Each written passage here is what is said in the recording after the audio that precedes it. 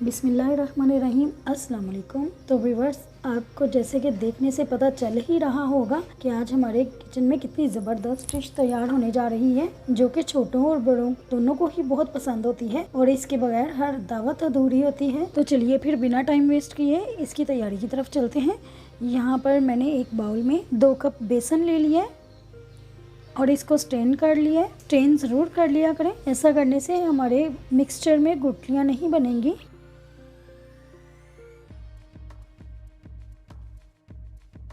2 cup बेसन लिया था और 1 कप मैं मैदा ले रही हूँ। जितना भी आप बेसन लें उसे हाफ क्वांटिटी में आपने मैदा लेना है। इसको भी मैंने स्ट्रेन कर लिया है। अब साथ ही इसमें 1 टीस्पून बेकिंग सोडा डाल दूँगी। इसको भी स्ट्रेन कर लेना है और साथ ही 1 टीस्पून नमक जाएगा इसमें। 1 टीस्पून ज़ीरा डाल दिया है। अगर आप ज़ीरा नहीं डालना चाहते तो मत डालें। डाल के सब कुछ मिक्स कर लूँगी इस तरह से। अब थोड़ा थोड़ा पानी ऐड करते जाएंगे और इसका एक स्मूथ सा मिक्सचर बना लेंगे। आहिस्ता आहिस्ता से आपने पानी शामिल करना है, एकदम से पानी नहीं डाल देना वरना गुठलियाँ बन जाएंगी और पेस्ट भी हमारा अच्छा सा नहीं तैयार होगा। इस तरह से आराम आराम से इसको बीट करते जाएं। 5 मिनट के लिए इस तरह करना है। फिर मैंने विस्क को रख दिया था और मैंने हाथों का यूज़ किया है। इससे बहुत अच्छी बीटिंग होगी हमारी। जितना अच्छा हम इसको बीट करेंगे उतना ही अच्छा ये पेस्ट तैयार होगा। साथ साथ जितनी ज़रूरत हो उतना पानी ऐड करते जाएं। लेकिन हमने ये पेस्ट अपना गाढ़ा सा रखना है, बिल्कुल इसको पतला नहीं होने देना। मैंने इसको 10 मिनट हाथ के साथ बीट किया है। ये आप देख रहे हैं कि किस तरह से ये फ्लफ़ी फॉर्म में आ गया है। ये अच्छी तरह से आपने हाथ के साथ ही इसको करना है और एक तरह से ये आपने अपना हाथ चलाना है, क्लॉकवाइज घुमाना है।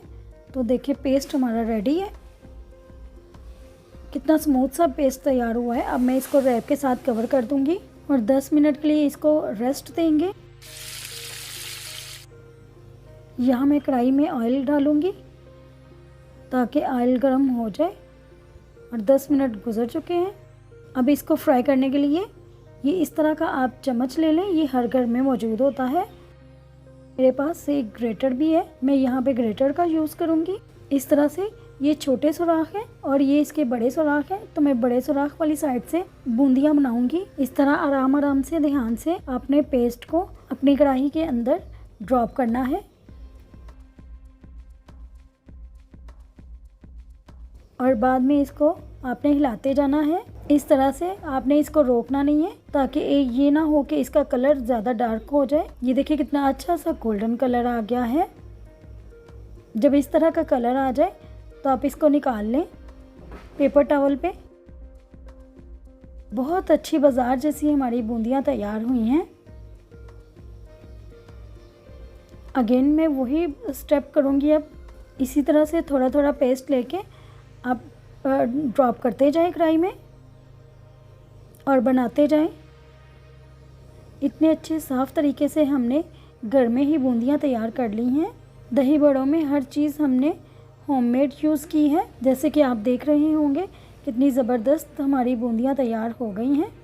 ये देखें मैंने सारी कर ली हैं। बूंदियाँ तो हमारी तैयार हैं। अब चलते हैं हम बड़ों की तरफ। तो कुछ लोग इसको भल्ले भी कहते हैं। ये मूंग की धुली हुई दाल है। ये मैंने हाफ कप दाल ले ली थी। मैंने इसको ओवरनाइट भिगोकर रख दिया था। आप चाहें तो दिन में भी इसको 4-5 घंटे के लिए भिगो सकते हैं और लेकर मैंने इसको ब्लेंड कर लिया है। ये देखिए कितना अच्छा सा पेस्ट तैयार हो गया है। ब्लेंडर में डाल के बिल्कुल स्मूथ पेस्ट तैयार करना है आपने। कोई भी इसमें दाल का दाना नहीं होना चाहिए। हाफ कप मैंने दाल ली थी और 1/3 कप मैंने यहाँ पे बेसन ले लिया है। इसको भी डाल के स्ट्रेन कर लूँगी ताकि गुठलियाँ ना बने। स्ट्रेन हो गया।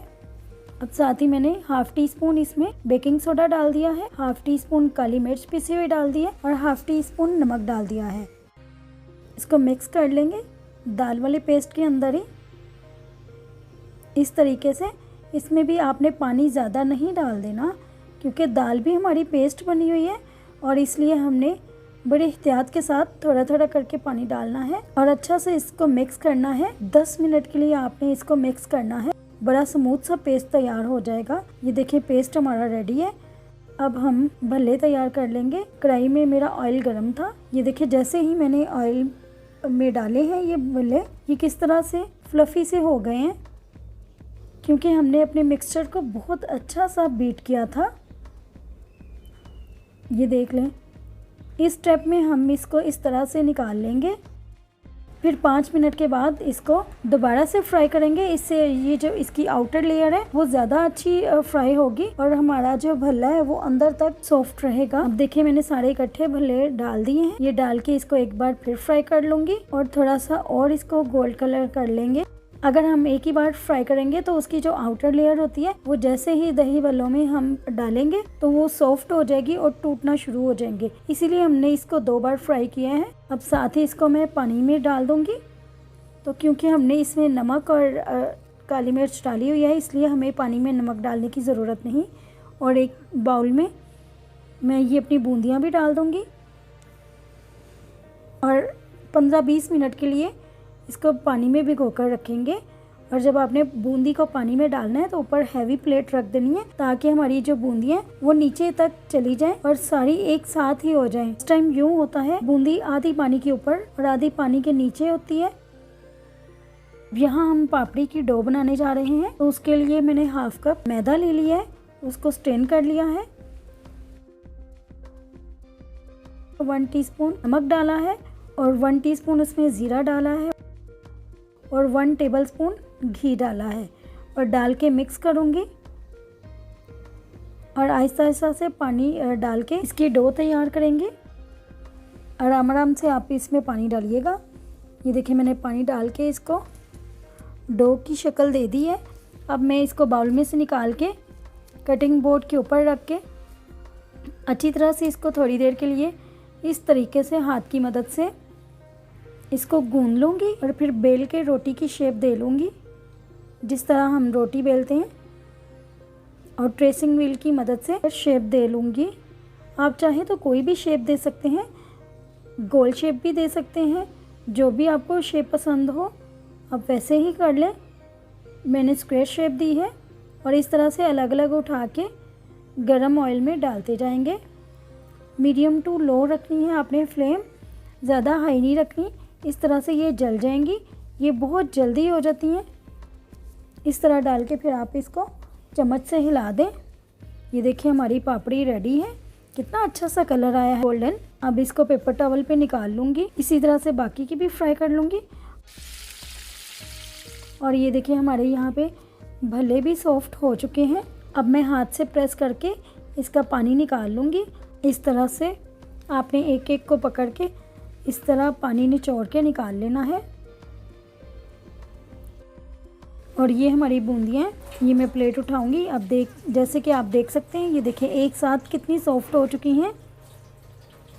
ये प्लेट रखने से यही हमें फ़ायदा हुआ है। अब इसी तरह से इनको भी निचोड़ के मैं निकालती जाऊंगी दूसरे बाउल में। ये मैंने ली है सारी। और यहाँ पे मैंने दही ले ली है, 1 kg दही है मेरे पास। और इसमें 2 टेबलस्पून में हरी चटनी के दूँगी और 1 टीस्पून नमक डालेंगे। नमक आप अपने टेस्ट के मुताबिक डाल सकते हैं। एक बाउल लेके उसमें बूंदियाँ डालेंगे। इस तरह से मैं एक बाउल तैयार कर रही हूँ तो उसी के हिसाब से डाल रही हूँ। साथ ही कट किए हुए छोटे छोटे ये आलू डालूँगी और चाट मसाला ऐड करेंगे इस तरह से। और नमक 1 टीस्पून जाएगा इसमें। ये डाल के मिक्स करें। हरी चटनी भी डाल देंगे और हरी चटनी की रेसिपी मेरे चैनल पर मौजूद है। आपको आई बटन शो हो रहा होगा और डिस्क्रिप्शन में भी इसका लिंक दे दूँगी। ये इमली की चटनी जा रही है इसमें। दोनों चटनियाँ डाल के आप अच्छी तरह से मिक्स करें। थोड़ी दही ऐड करूँगी, आपने ज़्यादा नहीं डालनी।